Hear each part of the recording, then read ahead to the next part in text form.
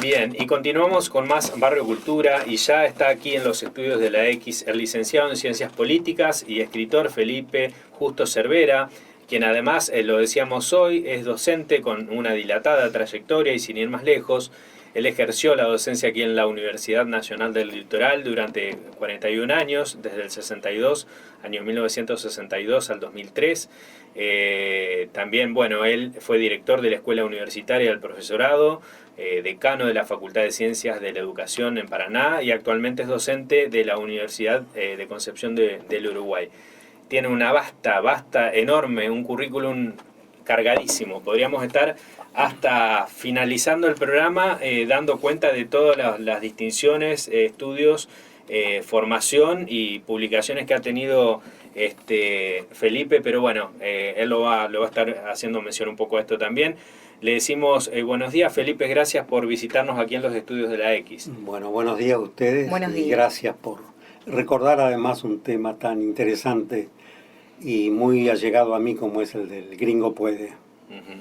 A propósito del Gringo Puede, lo íbamos a retomar más adelante, pero dado que leímos este cuento hace unos minutos, ¿nos quiere contar, Felipe, qué fue lo que inspiró escribir este cuento tan lindo, tan sencillo y a su vez con una carga tan emotiva, tan importante, ¿no? Sí, en realidad el tema del Gringo Puede para mí es como parte de mi concepción de la literatura y de la vida también. Porque en arte siempre hay dos posiciones, lo individualista y aquel que privilegia de manera opuesta lo social. Yo creo que la literatura es decir algo con belleza, una verdad con belleza, mejor dicho. O sea, plantear los problemas del ser humano viviendo en sociedad, qué sé yo, el amor, el odio, el sacrificio, el esfuerzo, la amistad, el compañerismo. Y en este caso ocurrió que yo conocí al personaje que protagonizó este hecho, lo conocí, él era ya muy grande, tenía más de 80 años y yo era joven, era un hombre pequeño, de estatura, un gringo fuerte, sin embargo, menudo, y posteriormente una hija de él trabajó conmigo y entonces me contó los detalles. Aparte que yo conozco toda la zona por razones de familia. Uh-huh. Y me pareció extraordinario lo que había hecho este hombre en su momento. Y casualmente yo había escrito de la inundación del año 14-15, que fue una inundación terrible, porque no dejó una hectárea sin inundar por lo menos desde Nelson hasta Santa Fe. Todo quedó inundado, todo quedó bajo agua. Y él, como muchos otros inmigrantes, porque en esa época eran todos inmigrantes los que habitaban en esa zona, tuvo que afrontar la situación. Y me resultó realmente así impactante lo que él había hecho en pro de su familia, del bienestar de su familia, de salvar inclusive a su familia. Y entonces decidí llevarlo a una narración. Uh-huh. Así nació, digamos. El nombre verdadero de él no es Macari, es otro nombre. Es un nombre inclusive que está ligado a través de los hijos, está ligado a la educación acá en Santa Fe. Y bueno, decidí crear una ficción, pero en base a una realidad muy concreta y muy dramática. Uh-huh. Obviamente uno cuando crea adorna, incluye cosas que no son exactamente la realidad, pero dota al hecho real de elementos que le dan más sentido y que generan emoción en el lector. Ese fue un poco el tema de El Gringo Puede. Y está dentro de lo que yo considero que es literatura, o sea, decir una verdad con belleza. Y llegar a la sociedad, al lector, al hombre santafesino además, con algo que es propio de la historia del lugar, del contexto, de las cosas que han pasado. Esa fue la motivación del cuento. Sí, me quedo con algo que usted dice y que yo lo comparto. Yo escribo cuentos muy breves, no tengo publicaciones, me considero un escribidor más que un escritor, pero hay algo que entiendo y disfruto, que es el hecho de por ahí, a partir de un hecho concreto, cómo la literatura o el arte de la escritura permite adornar, por decirlo de alguna forma, embellecer ese hecho que tal vez es importante, de hecho hay una motivación que lleva a escribir, pero el hecho de poder agregarle cosas, como usted dice, para hacerlo más literario, si se quiere, más leíble, agregarle emociones, puntos, así que realmente fue un gusto, lo elegimos con Andrea y nos pareció un cuento, como usted bien dice, que a su vez tiene una importancia, una ligazón, si se quiere, con nuestro lugar, con nuestra región, así que sí, realmente un cuento muy, muy bello. Sí, además hay que darle simbolismo. A la literatura, para mí, debe tener simbolismo. Y en este caso es el simbolismo del sacrificio. Así es. Que es lo que llega y lo que importa. Felipe, bueno, usted lo decíamos, es licenciado en Ciencias Políticas. No obstante, bueno, esta vocación de ser escritor, ¿nació de la mano? ¿Usted se siente más escritor? En fin, ¿cómo se definiría en ese sentido? Hasta hace 10 años yo hacía literatura, bastante, pero después me dediqué más, hacía literatura, investigación y docencia. Y después me dediqué más a la investigación porque me pareció que era muy importante, porque a la investigación sobre todo del presente, porque en nuestro medio la historiografía, la sociología y la antropología no trabajan en el presente, se focalizan en el pasado y hasta se vuelve tradicionalista. Y bueno, me pareció una barbaridad no trabajar el presente. Entonces dejé la literatura y me dediqué básicamente a la investigación, sobre todo de temáticas actuales. En realidad estoy trabajando con historia presente en este momento.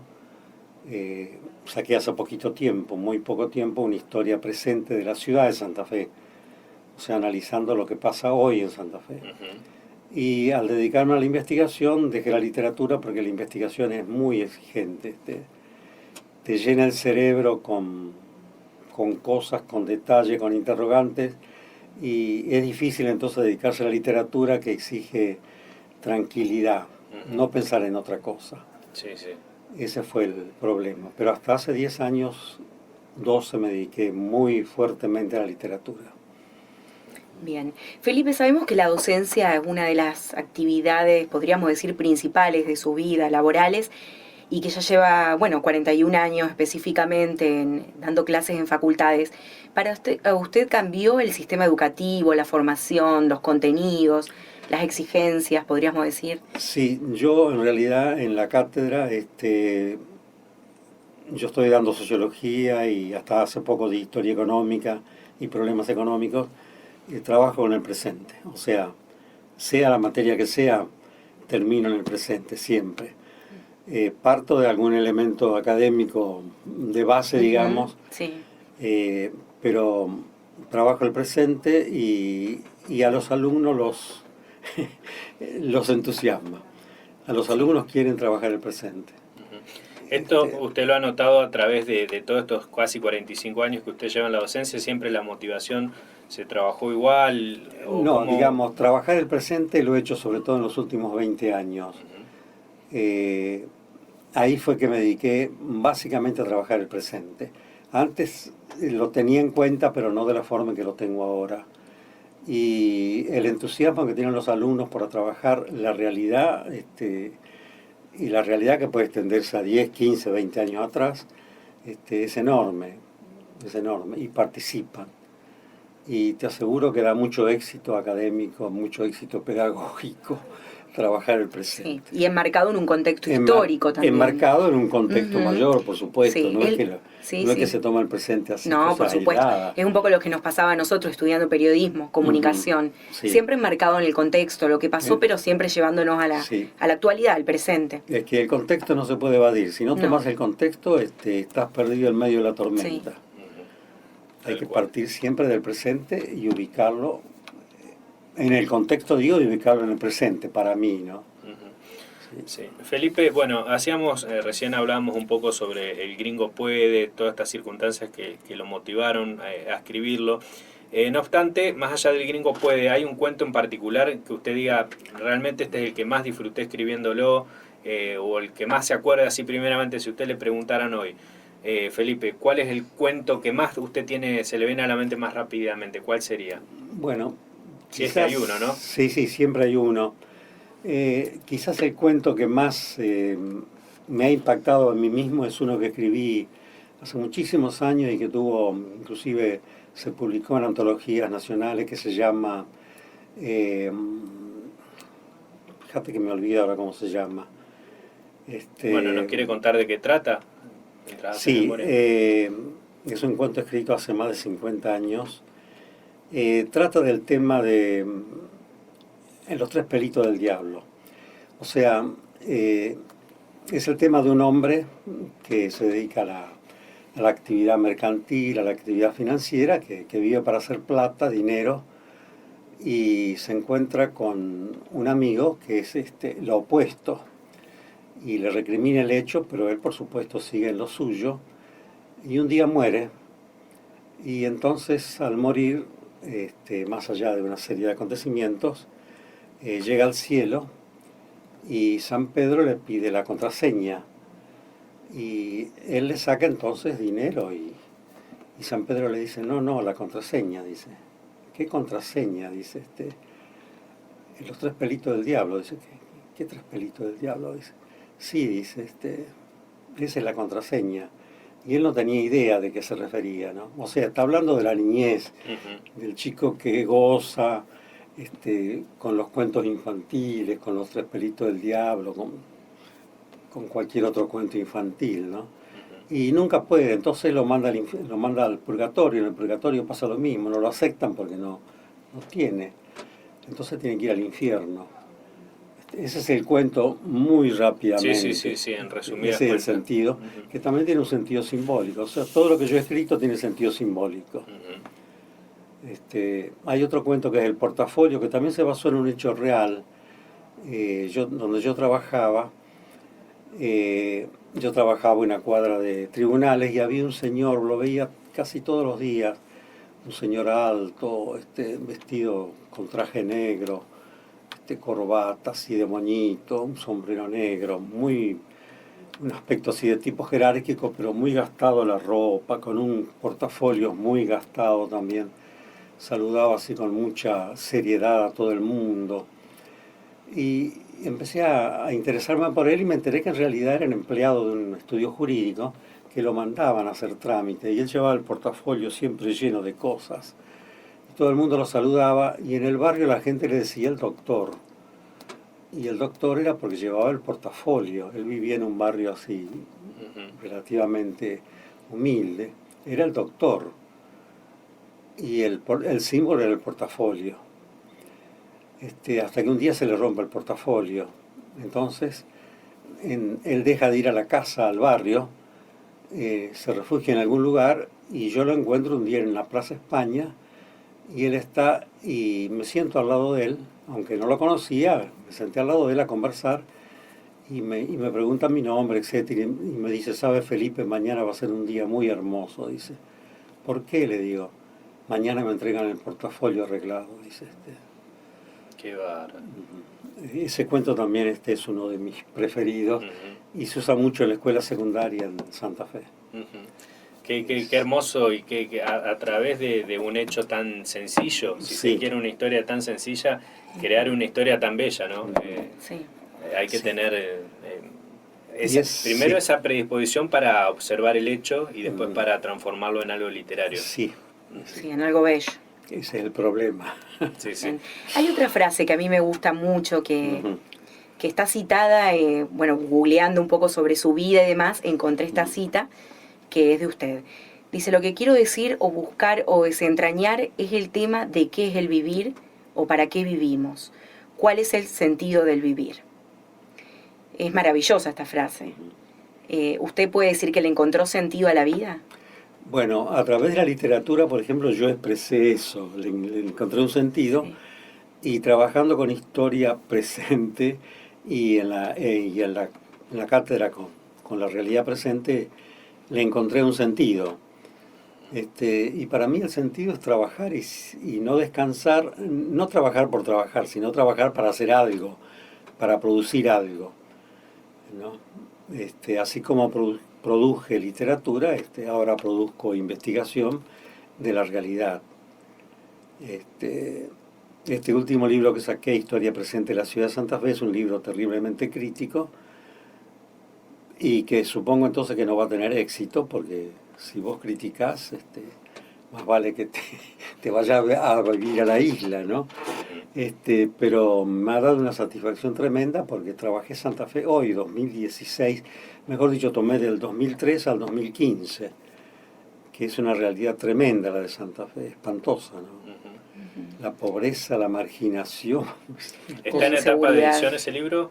No, ya está editado. Lo editó una bien. editorial de Rosario, Prohistoria, y está ya en venta, sí, está ya publicado y presentado. 40 libros tiene aproximadamente su haber, más, un poco más. más todavía. 54. 54, los tiene bien contados. 54 con este último, digamos. Impresionante. Sí, o sea, tomo la vida como lo tomaba Pedro Macari, ¿no? El esfuerzo. Ese es el sentido de la frase que vos, Andrea, dijiste. Felipe, bueno, como para ir cerrando, ya nos está quedando poco tiempo. Le pregunto al Felipe, al hombre, a la persona, con sus 85 años, Felipe, ¿hay algo que le haya quedado pendiente en su vida que le gustaría hacer? ¿Se siente ya realizado? ¿Le quedó alguna asignatura pendiente? Yo te diría, asignaturas pendientes quedan miles. Un poco sueños, ideas, proyectos, pero más bien pequeños.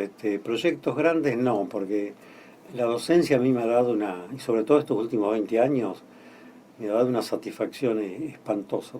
Y no exagero, Y la literatura me ha dado mucha satisfacción. Cuando veo cuentos míos que son usados en la escuela secundaria, sobre todo, en Recreo este cuento, por ejemplo, es como una bandera en la ciudad de Recreo. Un estandarte. Un estandarte. Y la investigación me da mucha satisfacción porque digo cosas que creo importantes que la historiografía local en realidad no tiene en cuenta, porque la historiografía local es muy tradicionalista. O sea que siento satisfacción. O sea, cosas grandes pendientes no me quedan. Me quedan cosas chicas en todo caso. Conocer Villa Traful, por ejemplo. ¿Qué lo motiva a querer conocer ese? Porque sé que es de una belleza extraordinaria. Y aunque pasé cerca muchas veces, nunca tuve tiempo de entrar. O la Pegüeña, por ejemplo, en el norte de Neuquén. Pero son cosas pequeñas. Sí. Gracias a Dios puede decir que pudo cumplir todos sus sueños en su vida. Sí, exacto. Qué lindo eso. Eso es sumamente importante, que una persona pueda decir, realmente pude lograr todo lo que quería hacer, trabajó duro, se esforzó, se ocupó y pudo hacer todo. La verdad que esa es maravilloso. Sí. Inclusive con una hija mía estamos haciendo, los que supongo quizás sea mi último trabajo, sobre Santa Fe también. No puedo decir el tema porque quiero guardarlo en secreto, reserva, porque es tan simple que si lo digo alguien va a decir, pero ¿cómo no me di cuenta de algo tan simple? Seguro. A veces detrás de temas tan sencillos hay grandes posibilidades de hacer cosas. A veces tenemos las cosas delante de nuestros ojos y no nos damos cuenta. Y no nos damos cuenta. Felipe, bueno, nuevamente le agradecemos que nos haya visitado aquí en los estudios de la X. Ya nos estamos casi despidiendo del programa del día de hoy. Fue realmente un placer charlar estos minutos con usted sobre su obra literaria, sobre su visión sobre la docencia. Así que realmente muchas gracias por habernos visitado en la mañana del día de hoy. Bueno, gracias a ustedes por haberme invitado. Bueno, muchas gracias Felipe por estar y espero que pueda volver en breve como para repasar otros temas que nos pudieron haber quedado. La verdad que daba para una Sí, hora de sí, charla sí, sí, aproximadamente, ¿no? Bueno, Nos de quedaron acuerdo, algunas Andrea. cositas. De acuerdo, muchas gracias a ustedes entonces. Muy bien. Y de esta forma entonces pasaba la palabra del licenciado en Ciencias Políticas y escritor Felipe Justo Cervera. Nosotros también nos vamos despidiendo hasta el próximo sábado a las 8 horas cuando lleguemos para hacer Barrio Cultura. Ahora seguí prendido aquí a la programación de la X. Enseguida llega Victoria Borda con todo su equipo para dar inicio a Chirimbolos y Cachivaches. Nos despedimos, Andrea, hasta el sábado que viene. Hasta el sábado que viene. Chau, chau.